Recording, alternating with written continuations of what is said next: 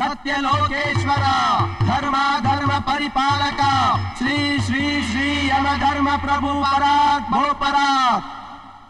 ಚಿತ್ರಗುಪ್ತ, ಇನ್ನು ವಿಚಾರಣೆ ಪ್ರಾರಂಭವಾಗಲಿ. ಪ್ರಭು, ಇವನೊಬ್ಬ ಕಾಡುಗಳ್ಳ.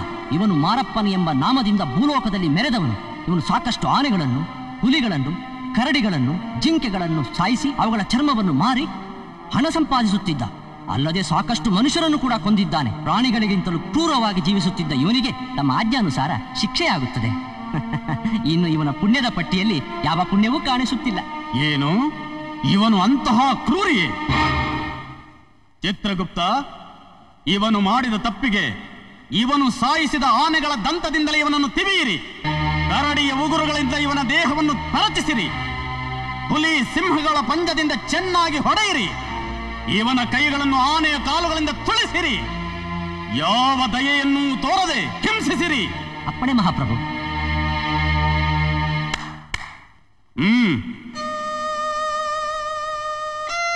ಮಹಾಪ್ರಭು, ಈ ಮನುಷ್ಯ ಭೂಲೋಕದಲ್ಲಿ ಒಂದು ಹಳ್ಳಿಯಲ್ಲಿ ಪ್ರಾಥಮಿಕ ಶಾಲೆಯ ಉಪಾಧ್ಯಾಯನಾಗಿ ಜೀವನ ಸಾಗಿಸುತ್ತಿದ್ದ. ಇವನ ಪಾಪ ಪುಣ್ಯ. ಚಿತ್ರಗುಪ್ತ, ಏನು ಈತ ಪ್ರಾಥಮಿಕ ಶಾಲೆಯ ಉಪಾಧ್ಯಾಯನೇ, ಅದೂ ಹಳ್ಳಿಯಲ್ಲಿ? ಅಯ್ಯೋ, ಅದಕ್ಕಿಂತ ಕಠಿಣ ಶಿಕ್ಷೆ ನಮ್ಮಲ್ಲೆಲ್ಲಿದೆ. ಅವನ ತಪ್ಪು ಒಪ್ಪುಗಳು ಏನೇ ಇರಲಿ, ಅವನನ್ನು ಕರೆದುಕೊಂಡು ಹೋಗಿ ಯಾವುದಾದರೂ ಒಂದು ಮೂಲೆಯಲ್ಲಿ ಸುಮ್ಮನೆ ಕೂಡಿಸಿ ದಿನಕ್ಕೊಂದು ಬಾರಿ ಊಟ ಕೊಡಿ. ಮೊದಲು ಅವನಿಗೆ ಊಟ ಕೊಡಿ. ರಾಜರಾಜೇಂದ್ರ ಸ್ವರ್ಗಲೋಕ ಪರಿಪಾಲಕ ಶ್ರೀ ಶ್ರೀ ಶ್ರೀ ದೇವೇಂದ್ರ ಪ್ರಭು ಪರಾತ್ ಭೋಪರಾತ್. ದೇವೇಂದ್ರ ಮಹಾಪ್ರಭುಗಳಿಗೆ ಸತ್ಯಲೋಕಕ್ಕೆ ಸ್ವಾಗತ, ಸುಸ್ವಾಗತ. ಮಂಗಳವಾಗಲಿ ಯಮಧರ್ಮ.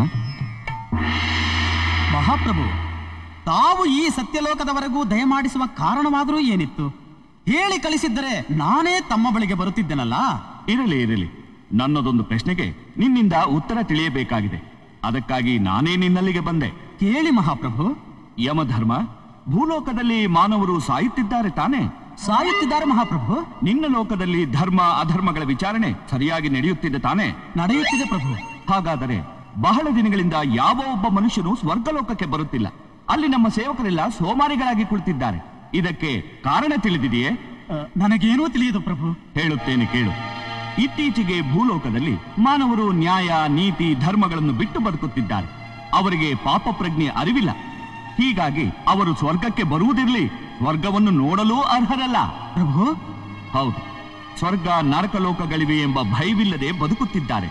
ಧರ್ಮ ಅಧರ್ಮಗಳ ಪರಿವೇ ಇಲ್ಲದೆ ಜೀವಿಸುತ್ತಿದ್ದಾರೆ. ಬೇಕಾದರೆ ನೀನೇ ಒಮ್ಮೆ ಭೂಲೋಕದ ಕಡೆ ನೋಡು. ಸರ್, ಸರ್ಕಾರದವರು ಸಾಕ್ತಾ ಇರೋ ಎಲ್ಲ ಹಸು, ಕರು, ದನ ಇವುಗಳಿಗೆ ಮೇವನ್ನ ಹೊರರಾಜ್ಯದಿಂದ ತರಿಸೋ ಕಾಂಟ್ರಾಕ್ಟ್ ನನಗೆ ಕೊಡಿಸಿದ್ದಕ್ಕೆ ಥ್ಯಾಂಕ್ಸು ಸರ್. ಓಕೆ, ನಿಮ್ ಕಮಿಷನ್ 25 ಕೋಟಿ, ಇದ್ರಲ್ಲಿ 50 ಲಕ್ಷ ಇದೆ. ಮಿಕ್ಕಿದ ಹಣ ಬಿಲ್ ಪಾಸ್ ಆದ್ಮೇಲೆ ನೀವೆಲ್ಲ ಹೇಳ್ತೀರೋ ಅಲ್ಲಿ ಡೆಪಾಸಿಟ್ ಮಾಡ್ತೀನಿ ಸರ್. ಆಯ್ತು, ಹೋಗ್ಬನ್ನಿ. Thank you sir.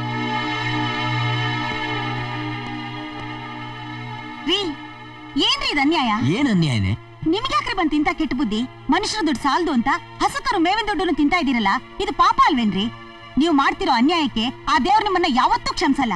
ಈ ಪಾಪದ ದುಡ್ಡು ತಿಂದ್ರೆ ನೀವು ಖಂಡಿತ ನರಕಕ್ಕೆ ಹೋಗೋದು. ಸ್ವರ್ಗ ನರಕ ಏನು ಇಲ್ಲ ಕಣೆ.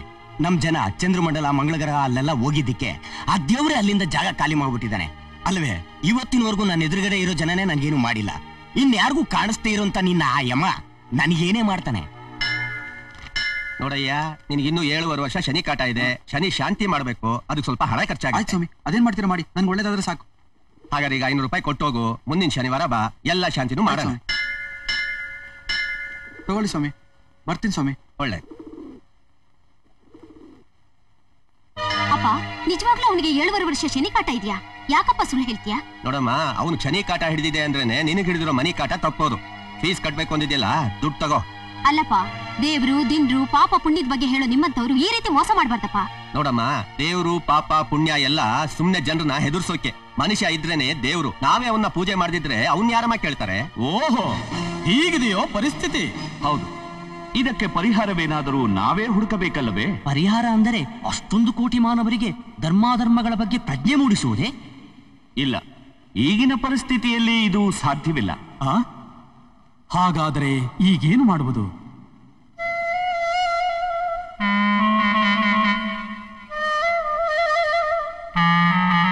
ಮಹಾಪ್ರಭು, ನನಗೊಂದು ಉಪಾಯ ಹೊಳೆಯಿತು. ಏನದು?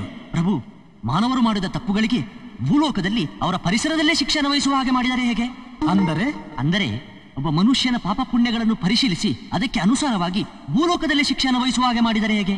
ಉಪಾಯವೇನೋ ಕೆಟ್ಟದಾಗಿಲ್ಲ, ಆದರೂ ನಿರ್ಣಯ ತೆಗೆದುಕೊಳ್ಳುವುದು ಬಹಳ ಕಠಿಣ. ಬೇಕಾದರೆ ಒಬ್ಬ ಮಾನವನ ಮೇಲೆ ಇದನ್ನು ಪ್ರಯೋಗ ಮಾಡಬಹುದು. ಆಗಬಹುದು ಮಹಾಪ್ರಭು. ಯಮಧರ್ಮ, ಇದಕ್ಕೆ ನೀನೇನು ಹೇಳುತ್ತಿ? ತಮ್ಮ ಆಜ್ಞೆಯನ್ನು ಶಿರಸಾವಹಿಸುವೆ ಮಹಾಪ್ರಭು. ಚಿತ್ರಗುಪ್ತ, ಯಾವ ಮನುಷ್ಯನ ಮೇಲೆ ಈ ಪ್ರಯೋಗ ಎಂದು ನೀನೇ ನಿರ್ಧರಿಸು. ಅಪ್ಪಣೆ ಮಹಾಪ್ರಭು. ಚಿತ್ರಗುಪ್ತ, ಯಾರು ಆ ಮನುಷ್ಯ? ನಾನ್ ನಿನ್ನ ಪ್ರೀತಿಸ್ತೀನಿ ಅಂತ ಆಲಿಶಿನ ಹತ್ರ ಹೇಗೆ ಹೇಳ್ತಿ ಹೇಳುದು ಚಿನ್ನ? ಹೇಳ್ಬಿಡ್ಲ? ಚಿನ್ನ, ನೀನು ಆಕಾಶದ ತಾರೆ. ಬೇಡ ಬೇಡ, ಅಕಸ್ಮಾತ್ ಅವಳು ಕ್ಯಾರಿ ಏನ್ಬಿಟ್ರೆ? ನೀನಾ ಏನಜ್ಜಿ? ಕೇಸರಿ ಬಾತು ಕೃಷ್ಣನ್ ಕೊಟ್ಬಿಡಮ್ಮ. ಚಿನ್ನ, ನೀನೊಂಥರ ಕೇಸರಿ ಬಾತ್ ಇದ್ದಂಗೆ, ನಾನು ಅದ್ರೊಳಗಡೆ ಇರೋ ಗೋಡಂಬಿ ಇದ್ದಂಗೆ. ಛೀ, ಯಾವಾಗ್ಲೂ ತಿಂಡಿ ಯೋಚನೆನಾ ಅನ್ಬೇಡ.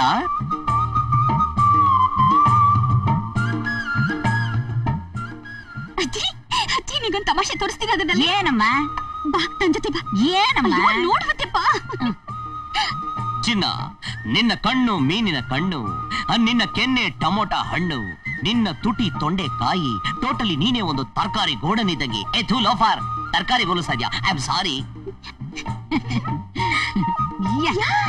ಅದೇನೇ ಆಗ್ಲಿ, ನಮ್ಮಜ್ಜಿಗೆ ಹೇಳಿ ನಿನ್ ಕುತ್ತಿಗೆ ತಾಳಿ ಕಟ್ಲೇಬೇಕು.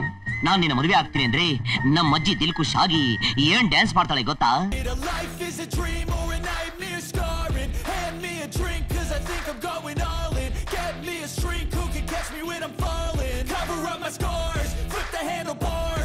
In my car, wake up in a bar, I'll be a superstar, just on my avatar, this world is so bizarre, empty out the reservoir, yeah, I'm taking 6 shots, yeah, straight to the face, and I'm gonna get lost, I'm sick of this, ಇವರಿಬ್ಬರು ಮಧ್ಯೆ ನಾನು taking 6 shots till I'm feeling okay.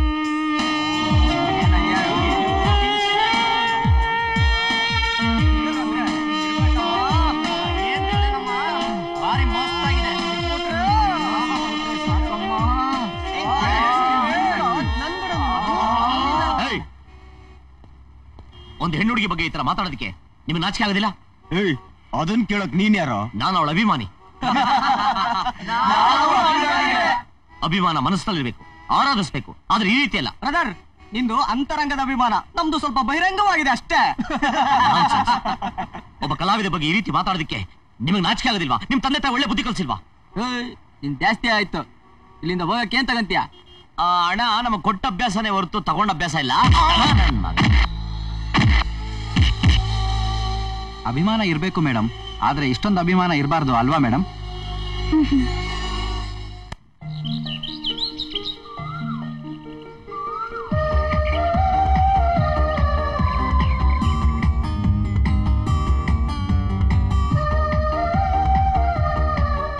ವಾಹ್, figure ಅಂದ್ರೆ figure ಅಮ್ಮ. ಗುರು ಬಂದ್ಲು ಗುರು. ಎಣ್ಣೆ ಮೇಲೆ call it jar ಬಿದ್ದ ತಕ್ಷಣ ಫುಲ್ ಬಾಡಿ ನೋಡ್ಬೋದು ಕಣೋ.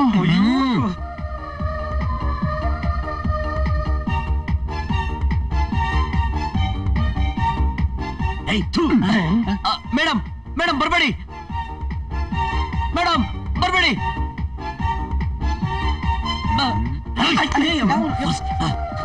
ಮೇಡಮ್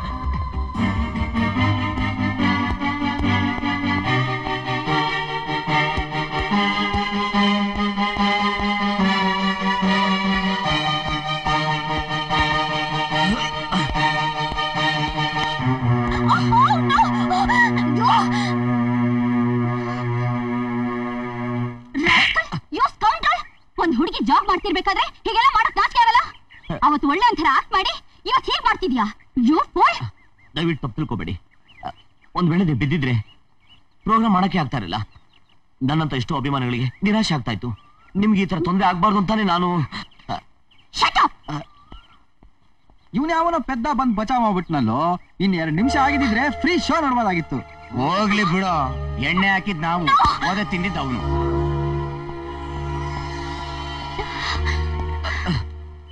ಯಾಕೆ ಹೀಗ್ ಮಾಡ್ದೆ? ಯಾಕೆ ನಿಜ ಹೇಳಿಲ್ಲ?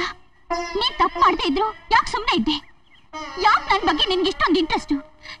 ಇದೇನ್ ನಿನ್ ಹುಚ್ಚಾಟ? ಹೇಳು, ಹುಚ್ಚಾಟಿಕೆ ಅಲ್ಲ. ಒಬ್ಬ ಕಲಾವಿದೆಗೆ ಒಬ್ಬ ಅಭಿಮಾನಿ ಸೇವೆ ಅಂತ ತಿಳ್ಕೊಳ್ಳಿ.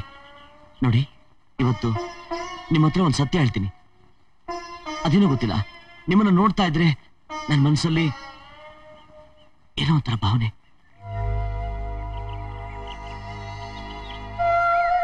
ನಿಮ್ಗೇನಾದ್ರು ಆದ್ರೆ ನನ್ನ ಕೈಲಿ ನೋಡಕ್ಕಾಗಲ್ಲ.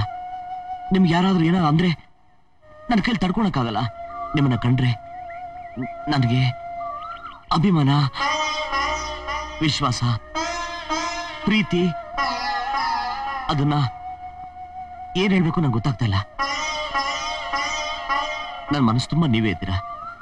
ನನಗೆ ಗೊತ್ತಿಲ್ದಂಗೆ ನಾನು ನಿಮ್ಮನ್ನ ಏನಿಲ್ಲ ಬಿಡಿ, ಏನಿಲ್ಲ. I am sorry.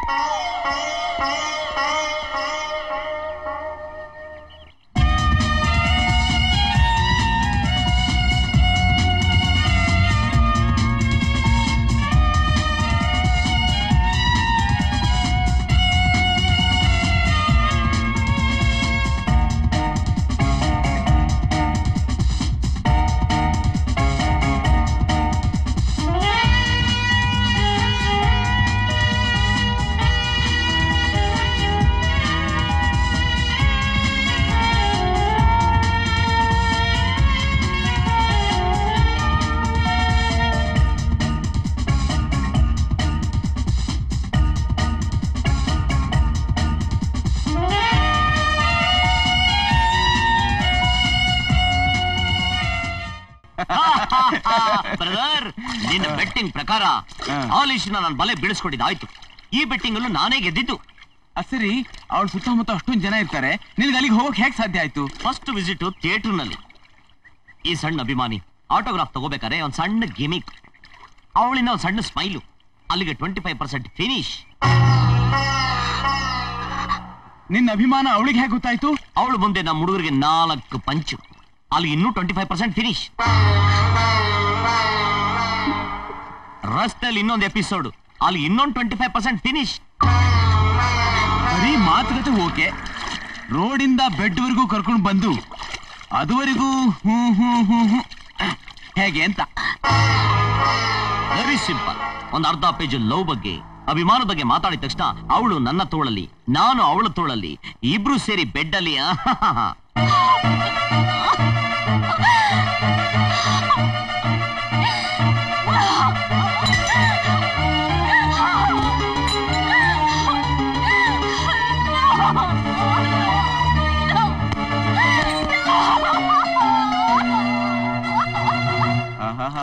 ಬಲ್ ನನ್ ಮಗ ಕಣಯ್ಯ ನೀನು, ಬರೀ ಮಾತ್ನಲ್ಲಿ ಅವಳ ಫಿನಿಶ್ ಮಾಡಿದ್ಯಲ್ಲ.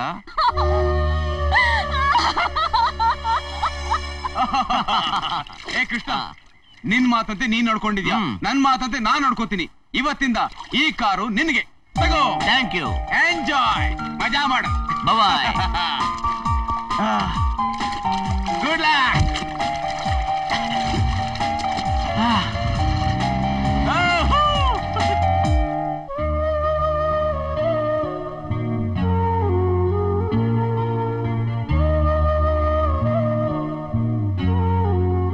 ಬೆಳಕು, ಹಾಡು, ಚಪ್ಪಾಳೆ ಇವುಗಳ ನಡುವೆ ವೇದಿಕೆಯಲ್ಲಿ ನಗುವ ಈ ಅಲಿಶಾಳ ಒಳಗೆ ಮತ್ತೊಬ್ಬ ಅಲಿಶಾ ಇದ್ದು, ಅವಳು ತನ್ನ ಆಸೆ, ಪ್ರೀತಿ, ಕಲ್ಪನೆಗಳನ್ನು ತನ್ನ ಹೃದಯದಲ್ಲಿ ಬಚ್ಚಿಟ್ಟುಕೊಂಡಿದ್ದಾಗ ಜೀವನದಲ್ಲಿ ಅಕಸ್ಮಾತ್ ಬಂದು ಕನಸೇನೋ ಅಂದುಕೊಂಡಿದ್ದನ್ನೆಲ್ಲ ನನಸಾಗಿಸಿ ನನ್ನಲ್ಲೇ ತುಂಬಿಕೊಂಡ ವ್ಯಕ್ತಿ ಕೃಷ್ಣ.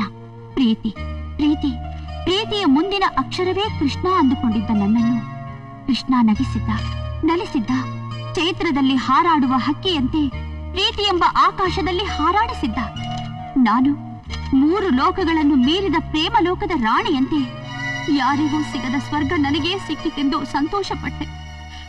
ಯಂತ್ರಗಳಂತೆ ಬದುಕುವ ಮಾನವರ ನಡುವೆ ಹೃದಯವಂತಿಕೆಯ ಜೀವ ಒಂದಿದೆ ಎಂದು ನಂಬಿ ಕೃಷ್ಣನಿಗೆ ನನ್ನನ್ನೇ ಅರ್ಪಿಸಿದೆ. ಆದರೆ ನನ್ನ ನಂಬಿಕೆಯೇ ನನಗೆ ದ್ರೋಹ ಮಾಡಿತು. ಕೃಷ್ಣ ಹೆಸರೇ ಹೇಳುವಂತೆ ಅವನು ನನ್ನೊಂದಿಗೆ ಆಡಿದ ಲೀಲೆಯಲ್ಲಿ ನಾನು ಬರೀ ಪಾತ್ರವಾದೆ. ಅವನ ಬಾಯಿಂದಲೇ ಅವನಿಗೆ ನಾನು ಬೇಡವಾದವಳು ಎಂದು ತಿಳಿದಾಗ ನನ್ನ ಎಲ್ಲ ಬೇಕುಗಳು ಬೇಡವಾಯಿತು. ಕೃಷ್ಣನ ಪ್ರೀತಿಯ ಸುಳಿಯಲ್ಲಿ ಸಿಕ್ಕಿದ ನನಗೆ ಅದರಿಂದ ಚೇತರಿಸಿಕೊಳ್ಳುವಷ್ಟು ಸಾಮರ್ಥ್ಯವಿಲ್ಲ. ತಿರಸ್ಕಾರದ ಭಾರ ಹೊರುವಷ್ಟು ಶಕ್ತಿ ಇಲ್ಲವಾದ್ದರಿಂದ ನನ್ನ ಸಾವೇ ನನ್ನನ್ನು ಬದುಕಿಸಬಲ್ಲದು.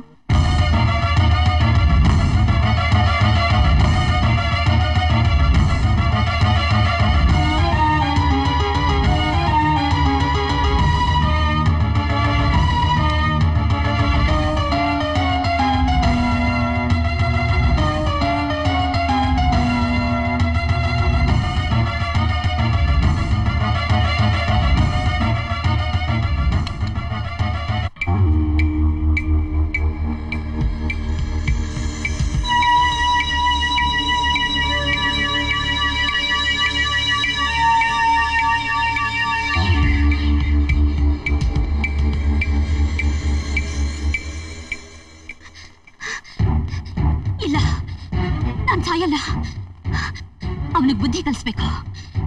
ನಾನು ಕಲಿಸ್ತೀನಿ.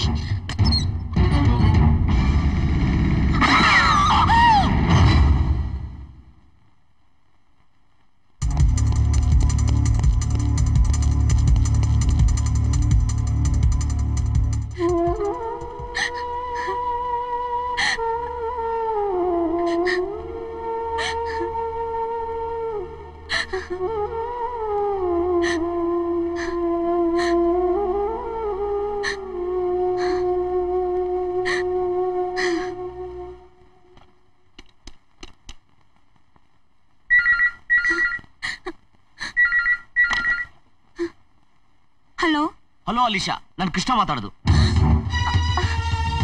ಏನು? ಅಲಿಶಾ, ನಾನು ನಿನ್ಗೆ ಸರ್ಪ್ರೈಸ್ ಕೊಡ್ಬೇಕು. ಪಾರ್ಕ್ ನಲ್ಲಿ ಕಾಯ್ತಾ ಇರ್ತೀನಿ, ಬರ್ತೀಯಾ? ನಾನ್ ಬರ್ತೀನಿ. ವಾಯ್ಸ್ ಯಾಕೆ ಒಂಥರ ಇದೆ? ಏನಿಲ್ಲ, ಗಂಟ್ಲು ಕಟ್ಕೊಂಡಿದೆ. ಬೇಗ ಬಂದ್ಬಿಡು. ಶ್ಯೂರ್, ಬರ್ತೀನಿ.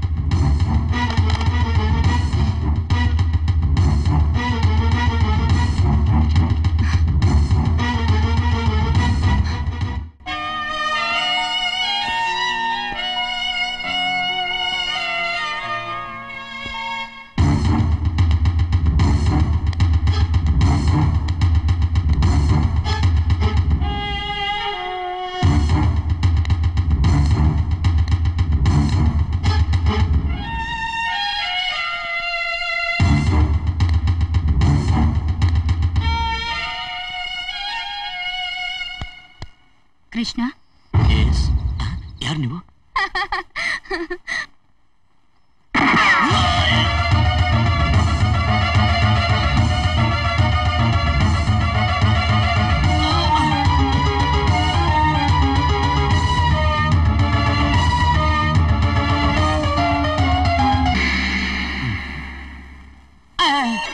ಇವರೇನಾ ಯಮ ಅಂದ್ರೆ? ಭೂಲೋಕದಲ್ಲಿ ಒಂದು ಮೋಟರ್ ಬೈಕ್ ಇವ್ರ ಹೆಸರನ್ನ ಇಟ್ಬಿಟ್ಟಿದ್ದಾರೆ, ಯಮ ಅಂತ.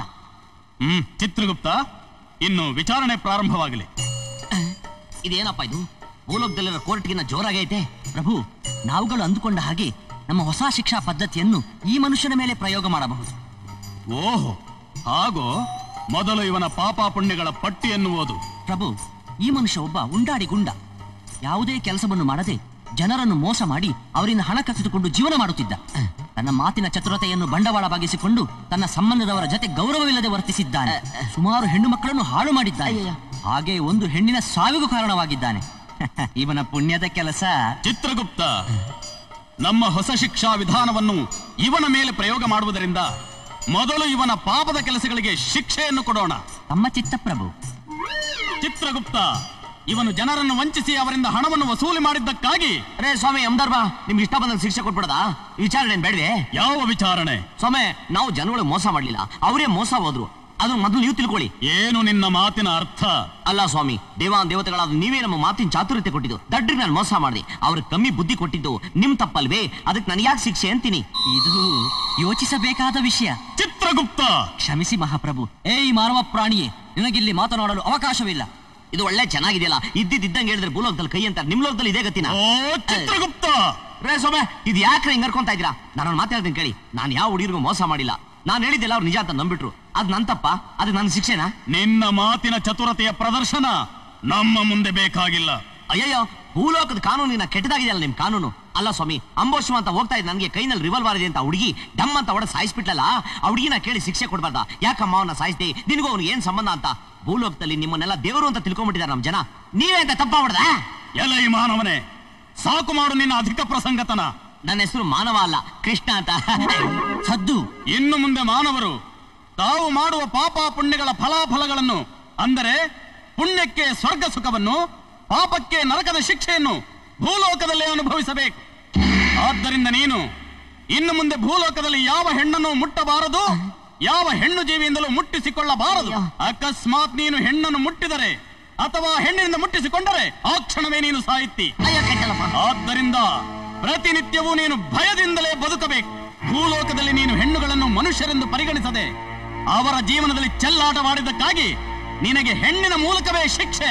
ಅಯ್ಯಯ್ಯ ಧರ್ಮ, ದಯವಿಟ್ಟು ನನಗಂತ ಶಿಕ್ಷೆ ಕೊಡ್ಬೇಡಿ. ಭೂಲೋಕದಲ್ಲಿ ಹೆಣ್ಮಕ್ಳನ್ನ ಮುಟ್ಟೆ ಬದುಕೋಕ್ ಸಾಧ್ಯವೇ? ದಯವಿಟ್ಟು ನಂಗೆ ಲೈಟಾಗಿ ಶಿಕ್ಷೆ ಕೊಡಿ ಪ್ಲೀಸ್. ಸಾಧ್ಯವಿಲ್ಲ. ನಮ್ಮ ತೀರ್ಮಾನವೇ ಅಂತಿಮ ತೀರ್ಮಾನ. ಎಚ್ಚರವಿರಲಿ, ಯಾವ ಹೆಣ್ಣನ್ನು ನೀನು ಮುಟ್ಟಬಾರದು, ಯಾವ ಹೆಣ್ಣು ನಿನ್ನನ್ನು ಮುಟ್ಟುವಂತಿಲ್ಲ. ಅಯ್ಯೋ ಯಮಧರ್ಮ, ಕಿಂಗ್ ಆಫ್ ಯಮಲೋಕ, ದಯವಿಟ್ಟು ಇನ್ನೊಂದ್ಸರಿ ಯೋಚನೆ ಮಾಡಿ. ಹೆಚ್ಚಿಗೆ ಮಾತನಾಡಿದರೆ ಗಂಡಸರು ನಿನ್ನನ್ನು ಮುಟ್ಟದಂತೆ ಮಾಡಿಬಿಡ್ತೇನೆ. ಎಳೆದು ಹಿರಿಯವನನ್ನು. ಅಣ್ಣ, ತಂದೆ, ದಯವಿಟ್ಟು ಇನ್ನೊಂದ್ಸರಿ ಯೋಚನೆ ಮಾಡಿ ಭಗವಂತ. ಅಯ್ಯೋ ಕೆಟ್ಟಲ್ಲಪ್ಪ.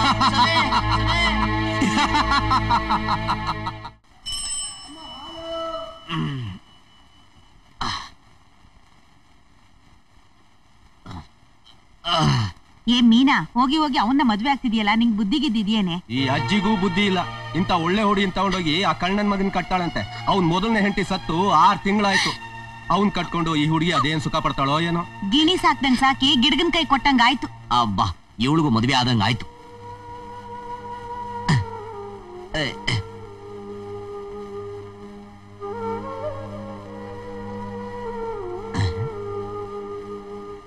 ಆ 3ನೇ ಬೀದಿಲಿಲ್ವಾ ಕೊನೆ ಮನೆ ಅವಳನ್ ಕಟ್ಕೊಂಡು ಊರೆಲ್ಲ ಸುತ್ತಿದ್ದಾಯ್ತು. ಈಗ ನೋಡಿದ್ರೆ ಊರೇ ನೋಡಂಗೆ ಮೀನನ್ ಮದ್ವೆ ಆಯ್ತಾವೆ. ಇಂತ ಅಲ್ಕ ನನ್ ಮಕ್ಕಳಿಗೆ ಹೆಂಡತಿ ಮಕ್ಳು ಬೇರೆ ಒಂದ್ ಕೇಡು.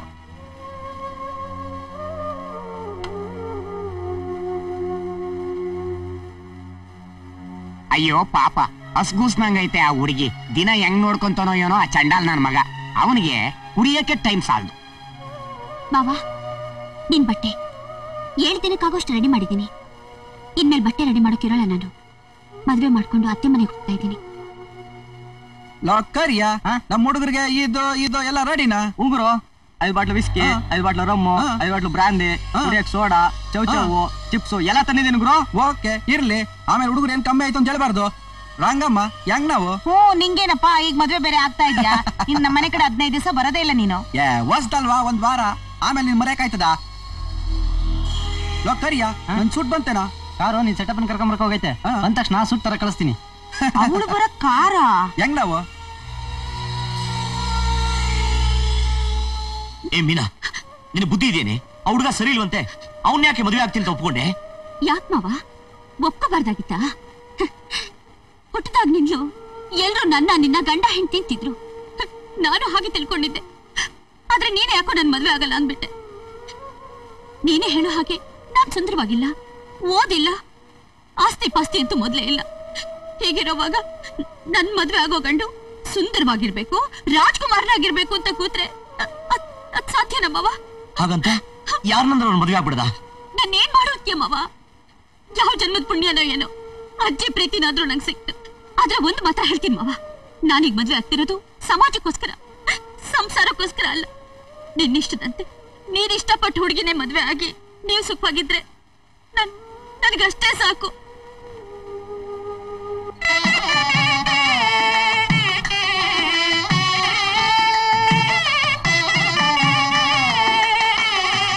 ಇರಪ್ಪ ಶಾಸ್ತ್ರಪ್ಪ. ಅಜ್ಜಿ ಏನ್ ನೀನು, ನಿಂಗ್ ಮಾತಿನ ಮೇಲೆ ನಿಗಾ ಇಲ್ವಾ? ಏನಾಯ್ತಪ್ಪ? ಎಲ್ಲಿ 50,000 ತಾಳಿ ಕಟ್ಟಕ್ ಮುಂಚೆ ಕೊಡ್ತೀನಿ ಅಂದೆ. ನೋಡಪ್ಪ, ಯಾವ್ದೋ ದುಡ್ಡು ಬರ್ಬೇಕಾಗಿತ್ತು, ಅದಿನ್ನೂ ಬರ್ಲಿಲ್ಲ.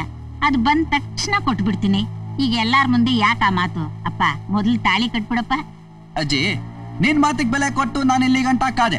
ನೀನು ನಿನ್ ಮಾತನಂತೆ ನನ್ಗೆ ಇವಾಗ ದುಡ್ಡು ಕೊಟ್ರೆ ಇವಳಿಗೆ ತಾಳಿ ಕಟ್ತೀನಿ, ಇಲ್ಲ ಅಂದ್ರೆ ಇಲ್ಲ. ಹೆಂಗ್ ಸ್ವಾಮಿ ನಾವು? ಇಲ್ಲ ಅಂತ ಹೇಳಿಲ್ಲಪ್ಪ, ಬರ್ಬೇಕಾದ ದುಡ್ಡು ಬರ್ಲಿಲ್ಲ, ಅದಕ್ಕೆ 2 ದಿನ ತಡ್ಕೊ ಅಂದೆ. ನೋಡಜ್ಜಿ, ನನ್ ಮೊಮ್ಮಗಳನ್ನ ಯಾರು ಮದ್ವೆ ಆಗಲ್ಲ, ನೀನೇ ಮದ್ವೆ ಆಗ್ಬೇಕು ಅಂತ ನನ್ ಮನೆ ಗಂಟ ಬಂದ್ ಕೇಳ್ಕೊಂಡಿದ್ದಕ್ಕೆ ಓಕೆ ಇರ್ಲಿ, ಹಾಳಾಗೋಗಿರೋ ಹುಡುಗಿಗೆ ಬಾಳ್ ಕೊಡೋಣ ಅಂತ ನಾನು ಒಪ್ಕೊಂಡೆ. ಹೆಂಗ್ ಸ್ವಾಮಿ ನಾವು? ಆದ್ರೆ ಈಗ ನೀನು 50,000 ಕೊಡಲ್ಲ ಅಂತಂದ್ರೆ ಹೆಂಗ್ ತಾಳಿ ಕಟ್ಟಕ್ಕಾಯ್ತದೆ? ಮಾತಿನ ಮೇಲೆ ನಿಗಾ ಬೇಡವಾ? ಹೆಂಗ್ ಸ್ವಾಮಿ ನಾವು? ಖಂಡಿತ ಕೊಡ್ತೀನಪ್ಪ. ದುಡ್ಡು ಕೊಡ್ಲಿಲ್ಲ ಅಂತ ಮದ್ವೆ ಬೇಡ ಅನ್ಬೇಡ. ನನ್ನ ಮೊಮ್ಮಗಳಿಗೆ ಅವಮಾನ ಮಾಡ್ಬೇಡಪ್ಪ. ಬಿಡಜ್ಜಿ, ಎಲ್ರಿಗೂ ಗೊತ್ತಿರೋ ವಿಷಯ ತಾನೆ. ಪಾಪ ಮದ್ವೆ ಮುಂಚೆ ಈ ಲವ್ವು ಪವ್ವು ಎಲ್ಲ ಸಾಧಾರಣ ತಾನೆ. ಓಕೆ ಇರ್ಲಿ, ಗೊತ್ತಿಲ್ಲದೆ ಮಾಡ್ರೋ ತಪ್ಪು. ಅದು ಮಾವನ್ ಜೊತೆ 2 ದಿವಸ ಓಡಾಡವಳೆ. ಓಕೆ ಇರ್ಲಿ. ನೋಡಜ್ಜಿ, ವ್ಯಭಿಚಾರಿ ಹತ್ರ ಹೋದ್ರು ವ್ಯವಹಾರ ಕರೆಕ್ಟ್ ಆಗಿರ್ಬೇಕು ಅನ್ನೋ ಪಾಲಿಸಿ ಅವ್ರು ನಾವು.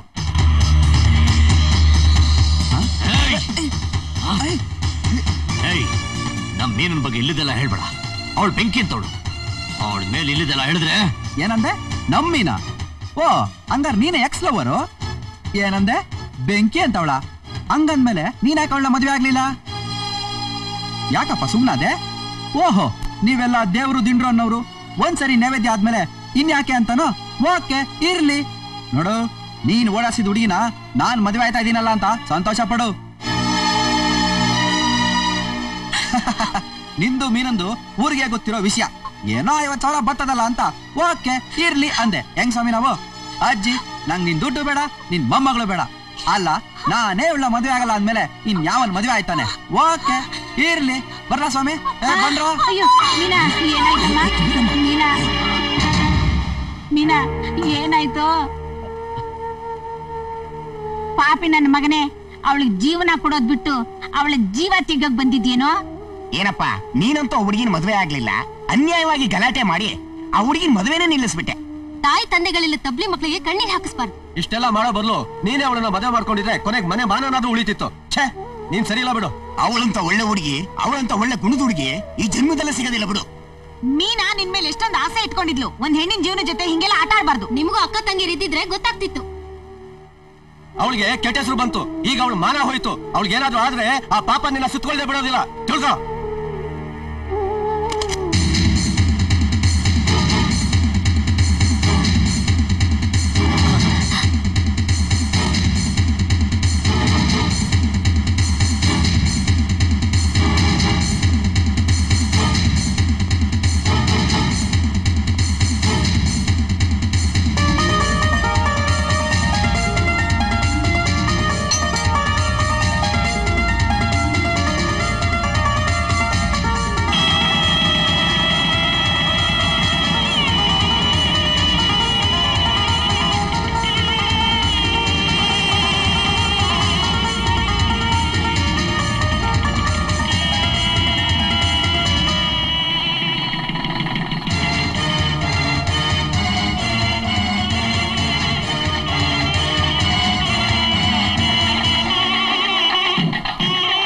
ಅಜ್ಜಿ, ಹೆಂಗ್ ನಾವು?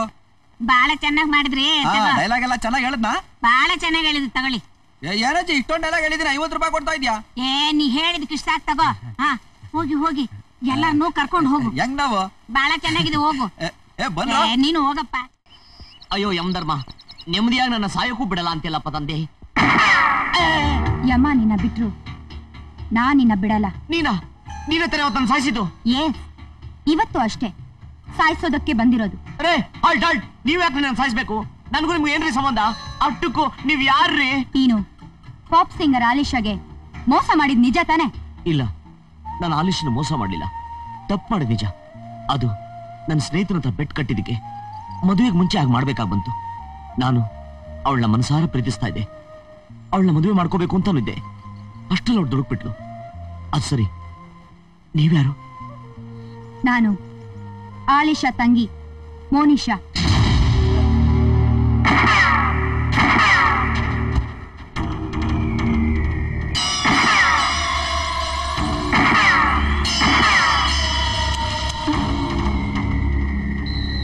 ಅಯ್ಯೋ,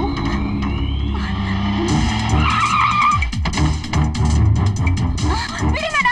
ಯಾರು ನೀವೆಲ್ಲ? ಯಾಕೆ ನನ್ನ ಹಿಡ್ಕೊಳ್ತಾ ಇದ್ದೀರಾ? ಬಿಡಿ ನನ್ನ, ನಾನು ಅವನ್ನ ಕೊಲ್ಬೇಕು. ಬಿಡಿ, ಯಾರು ನೀವೆಲ್ಲ? ಬಿಡಿ ನನ್ನ. ಕಾಪಾಡಿ, ಬಿಡಿ ನನ್ನ, ಬಿಡಿ ನನ್ನ.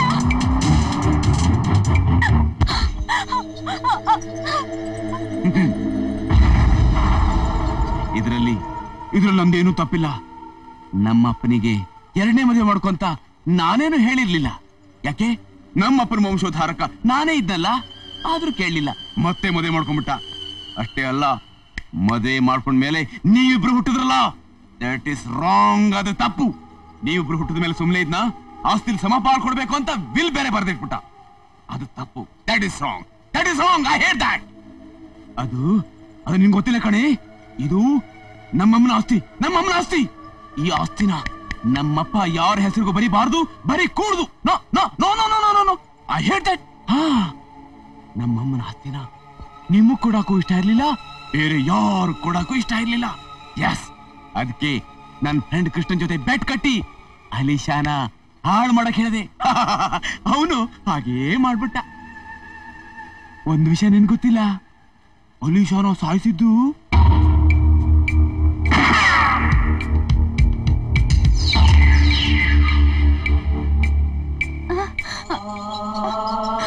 ಆಮೇಲೆ ಅವಳು ಆತ್ಮಹತ್ಯೆ ಮಾಡ್ಕೊಂಡ್ಬಿಟ್ಲು ಅಂತ ಸುಳ್ಳು ಸುದ್ದಿ ಹಬ್ಬಿಸ್ಬಿಟ್ಟೆ.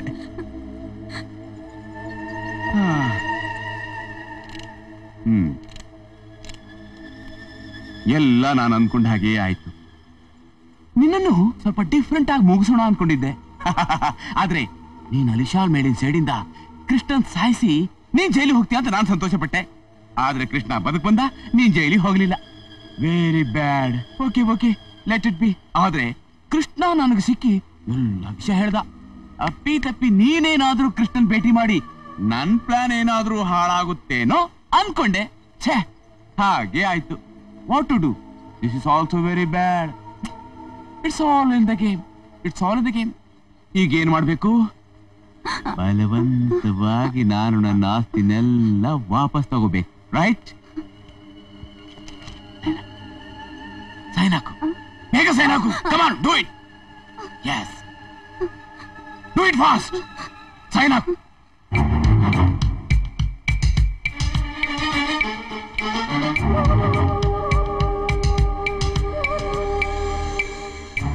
Good, good, good. That's like a good girl. ವಾಹ್, ಇವತ್ತು ನಮ್ಮ ಅಮ್ಮನ ಆತ್ಮಕ್ಕೆ ಶಾಂತಿ ಸಿಕ್ತು, ನನಗೂ ನೆಮ್ಮದಿ ಸಿಕ್ತು. Sister, now you are a free bird. You can go, you can fly.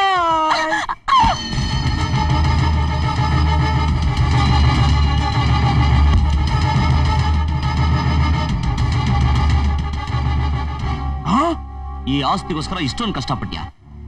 ಈ ಆಸ್ತಿ ನಿನ್ ಸಿಗಕ್ ಬಿಡಲ್ಲ. Catch him!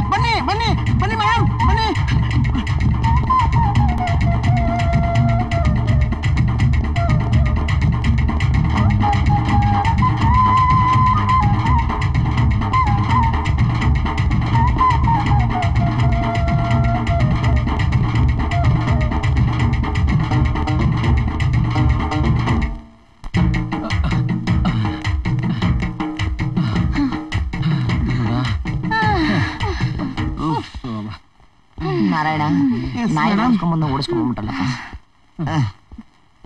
ಅಮ್ಮ, ಹಲೋ, ಹಿಡ್ಕೊಳ್ಳಿ. 1 2 3 ಅಬ್ಬ, ಕುಡಿ. Thank you.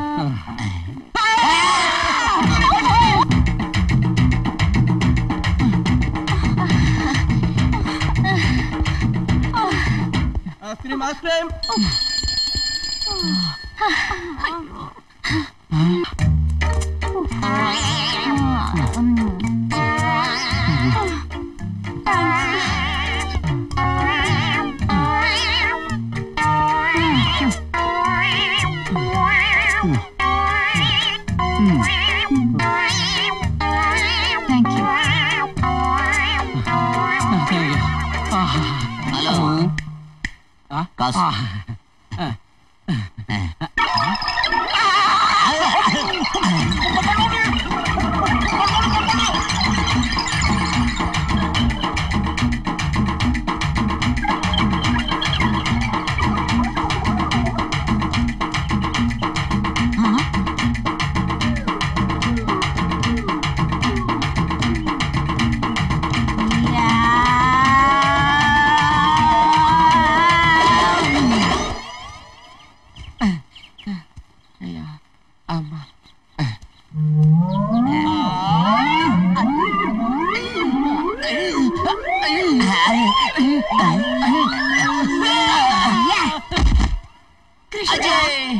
ಬರ್ಬೇಡ.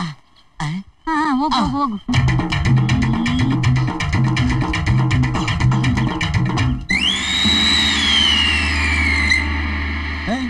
ಯಾವಳವಳು ಬ್ರೂಸ್ಲಿ ತರ ಪೋಸ್ ಕೊಡ್ತಿದ್ದಾಳೆ? ಬ್ರೂಸ್ಲಿ ಅಮ್ಮನ? ಬ್ರೂಸ್ಲಿ ಅಮ್ಮ ಅಲ್ಲ ಕಣೋ, ಗೂಸ್ಲಿ ನಿಮ್ಮ ಅಜ್ಜಿ.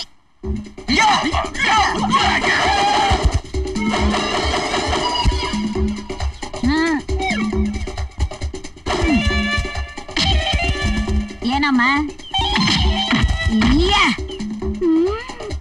ಬಾ ಬಾ ಬಾ.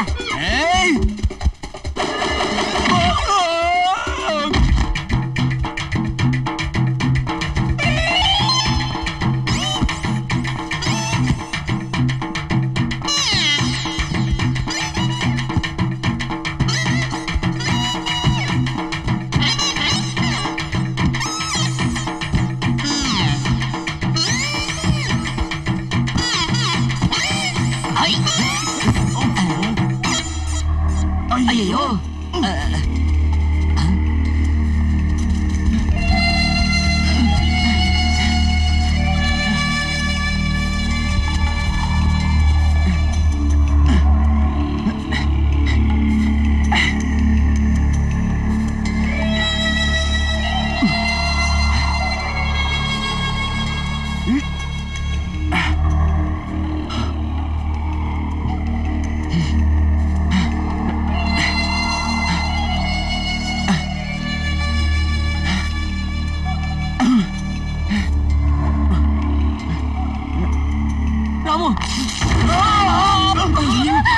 ಕಬಡ್ಡಿ ಬಂದೆ. ರಾಮು, ನಾನು ಬರ್ತಾ ಇದ್ರಿ. ಪ್ಲೀಸ್ ಕೃಷ್ಣ ಬಾ, ಪ್ಲೀಸ್ ಬಂದೆ. ಹೆದರ್ಬೇಡ, ಬಂದೆ. Krishna please come. ಕೈ ಕೊಡು, ಕೈ ಕೊಡು. ಕೈ ಮೇಲ್ ಬಾ, ಮೇಲ್ ಬಾ. ಕೈ ಕೊಡು.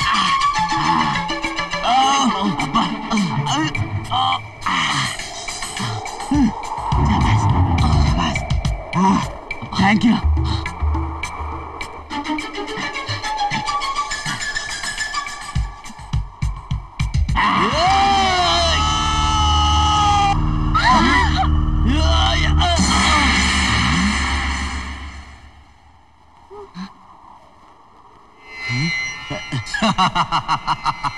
ಯಮಧರ್ಮ, ಎಷ್ಟು ದಿವಸ ಸಾಯಕ್ಕೂ ಬಿಡದೆ ಬದುಕೋಗೂ ಬಿಡದೆ ಒದ್ದಾಡಿಸ್ತಾ ಇದ್ರಿ. ಈಗ ಮೇಲಿಂದ ಬಿದ್ದು ಸಾಯನ ಅಂದ್ರೆ ತ್ರಿಶಂಕದಲ್ಲಿ ಕರ್ಕೊಂಡ್ಬಂದು ನಿಲ್ಸ್ಬಿಟ್ಟಿದ್ರಲ್ಲ. ಯಮಧರ್ಮರಾಜ, ಸೃಷ್ಟಿಯಲ್ಲಿ ಎಲ್ಲ ತತ್ವವು ಸರಿಯಾಗೇ ಇದೆ. ಮನುಷ್ಯನ ಹುಟ್ಟು ಸಾವನ್ನ ಗುಟ್ಟಾಗಿಟ್ಟು ಮನುಷ್ಯರಲ್ಲಿ ಭಯ ಭಕ್ತಿ ಇರೋ ಮಾಡಿದ್ದೇನೋ ಸರಿ. ಪಾಪ ಪುಣ್ಯದ ಭೀತಿ, ಸ್ವರ್ಗ ನರಕದ ಭಯ ಎಲ್ಲ ಮನುಷ್ಯರನ್ನು ಮೂಡಬೇಕು.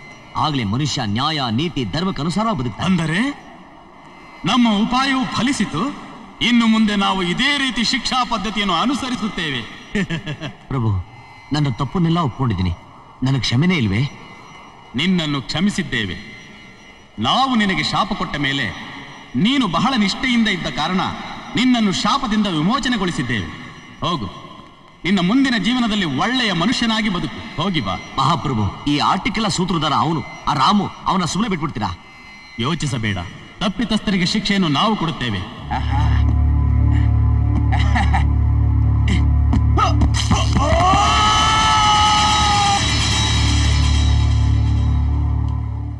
ನೀನಿನ್ನು ಹೋಗು. ಧನ್ಯೋಸ್ಮಿ. ಮಂಗಳವಾಗಲಿ. ಮೋಡದ ಮೇಲೆ ನಡೆಯೋ ಅದೃಷ್ಟ ಈ ಕರ್ನಾಟಕದಲ್ಲಿ ಯಾರಿಗುಂಟು? ಬೆಳ್ಳಿ ಮೋಡವೆ ಎಲ್ಲಿ ಓಡುವೆ, ಮೆಲ್ಲಗೆ ಬಾ.